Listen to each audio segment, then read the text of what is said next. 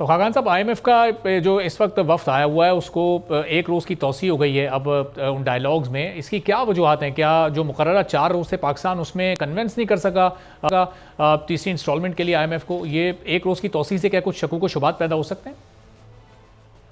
अरबाब साहब, इसको इस तरह समझे ना कि एक तो ये शॉर्टन विजिट था। नॉर्मल विजिट 8-9 दिन का होता है, ये शॉर्टन था। आई थिंक पहले जो बाकी चीज़ें हैं उन पे बातचीत हो गई होगी, नंबर्स देख लिए गए होंगे, बट जब भी फिर फॉर्मल गुफ्तगू होती है जिसमें एक टेक्निकल लेवल की गुफ्तगू होती है और फिर पॉलिसी लेवल की गुफ्तगू होती है। सो टेक्निकल लेवल पे डिस्कस होता है क्या क्या चीज़ें हैं जो शायद मैच नहीं कर रही विद द फ्रेमवर्क जो कि डिस्कस हुआ था। उसमें अगर आप देखेंगे तो जो दिसंबर तक के टारगेट्स हैं वो अगर मेट भी हैं तो एक आधी बात ज़रूर ऐसी है जो आपको नज़र आएगी। फॉर एग्ज़ाम्पल, अगर आपने स्टेट बैंक का बहुत ज़्यादा प्रॉफिट पहले 6 माह में ही ले लिया है तो आपको ये दिखाई देगा कि फिर अगले 6 माह में हो सकता है आपके ओवरऑल नॉन टैक्स रेवेन्यूज़ जो हैं वो उस तरह से ना बढ़ें। तो आईएमएफ आपसे पूछेगा कि आपका इसके बारे में क्या इज़हार ख्याल है। फिर आगे चलें तो आप देखेंगे कि 600 अरब के हमने प्रोविंशियल सरप्लस लेने थे। नज़र ऐसा आया कि बहुत ज़्यादा स्पेंडिंग कई जगह पे दिखाई दी प्रोविंसेस में, स्पेशली पंजाब में। तो फिर आईएमएफ आपसे डिस्कस करेगा कि अगर ये 600 अरब की सरप्लस नहीं आती तो कैसे चलेंगे।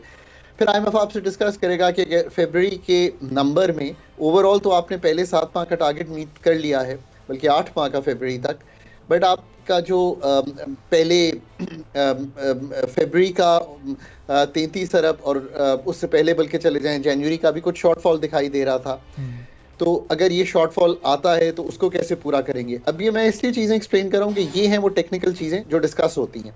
फिर ये डिस्कस होना ज़रूरी है कि अगले जो पूरे 4 माह हैं उसमें क्या क्या इनकमिंग फ्लोज हैं और उससे कैसे आप अपना जो 8 अरब इस वक्त का आपका स्टेट बैंक का ज़खायर है उसको 9 अरब पे लेके जाएंगे, जो बातचीत हुई थी।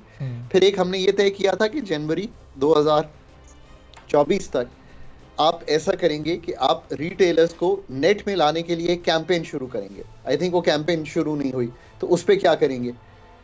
फिर दो इस वक्त कीमतें जो हैं वो बढ़ने वाली हैं, जिसमें एक बिजली की कीमत की रीबेसिंग आने वाली है और गैस की। इनके होते हुए आपने देखा कि 146% की सुई कंपनीज ने एक दी है ओगरा को, तो फिर उस पर क्या करेंगे। तो ये सब वो बातें हैं जो डिस्कस होनी है। तो इसमें कई भी वक्त लग जाता है, पर मुझे कभी उम्मीद है कि आज रात जो है ये इख्तिताम को पहुंच जाएंगे और हमें स्टैंड बाय अरेंजमेंट के जो 1.1 या 2 अरब डॉलर हैं ये मिल जाएंगे, क्योंकि अप्रैल 12 तक ये प्रोग्राम कंप्लीट होना है और फिर हमने एक नए प्रोग्राम की डिस्कशन करनी है। तो ये एक ओवरऑल तनाजुल है जिसमें गुफ्तगू आई थिंक हो रही है। और खाकान साहब, ये जो 1.1 अरब डॉलर मिलना है, ये कितने टाइम तक ये ब्रीदिंग स्पेस के तौर पर ये पाकिस्तान को थोड़ा सा वक्त फराम कर देगा? चूँकि हम ऑलरेडी 2 रोल ओवर्स पर जा चुके हैं, चाइना और यूएई अपने अपने कर्ज को रोल ओवर कर चुके हैं और फाइनेंस मिनिस्टर हमारे बता चुके हैं कि वो रोल ओवर्स नहीं करना चाहते। वो शायद उनका इशारा ये हो कि वो IMF प्रोग्राम्स को ख़त्म करना चाहते हैं या पाकिस्तान को अपने पैरों पर खड़ा करना चाहते हैं, या इस IMF प्रोग्राम को शायद वो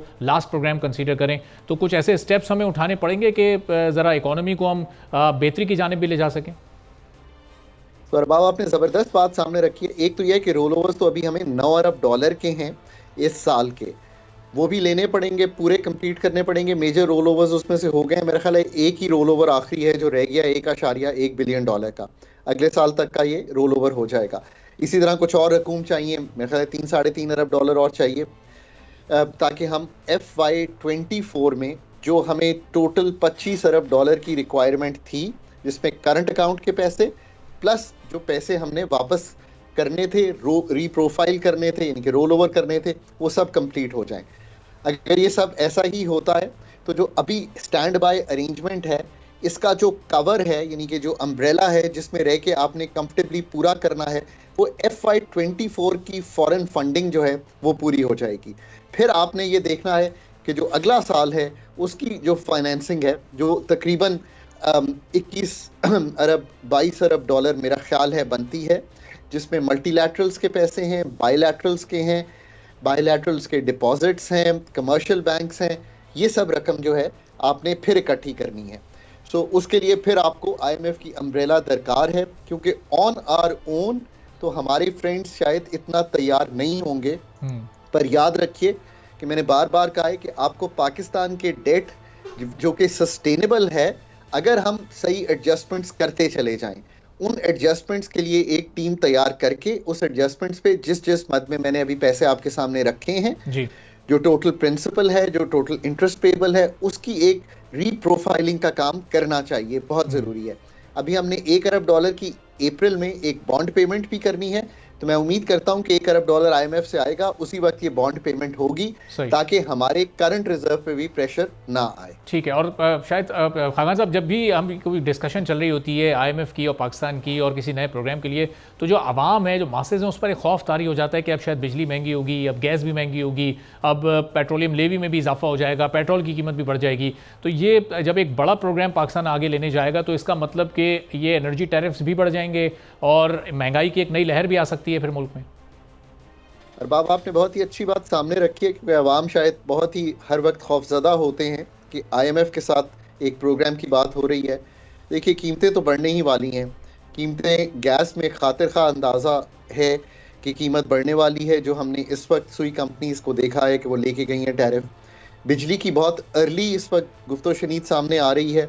एक तो हर महीने एक FPA सामने आ रहा है, पर एनुअल रीबेसिंग में भी कुछ पैसे बढ़ रहे हैं।